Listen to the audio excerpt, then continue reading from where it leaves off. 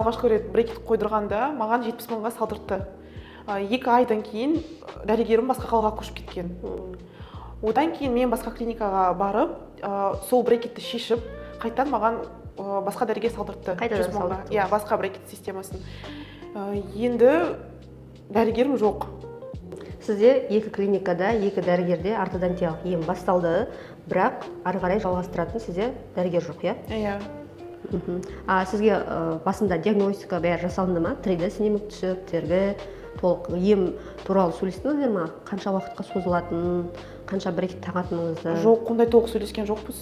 Біздер алдымен, даже сізде қазір брекет болса да, бірінші диагностика өткіземіз жақсылап. Себебі ем қанша уақытқа созылатынын білуіміз керекпіз. Нақты бірінші план лечения шығады, содан кейін барып мен сізді алатын боламын.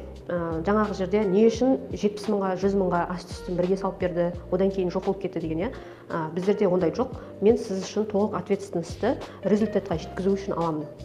Сол үшін диагностика жасаймын, сол үшін план лечения құрамын. Сосын сізді, мысалы, лечениеңіз 1 жылға созылатын болса, мен сізді тастамай ешқандай сол результатқа дейін бірге бару керек боламыз. Бірақ екеуміздің арамызда толыққанда договор жасалынады. Пациенттің обязанностьтары дейтін бар, және де врачтың міндеттемелері. Сол екеуі қатар жүрген жағдайда біз күшті результатқа бірге жететін боламыз.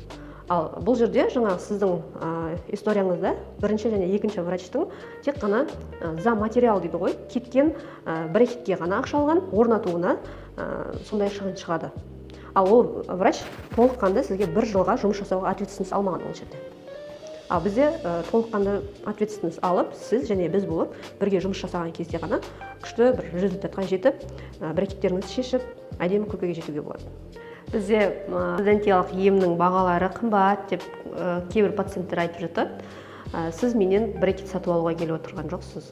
Сіз менің біліктілігіме және де дұрыс ортодонтиялық емнің жүруіне және де соңғы жақсы результат үшін төлейтін боласыз.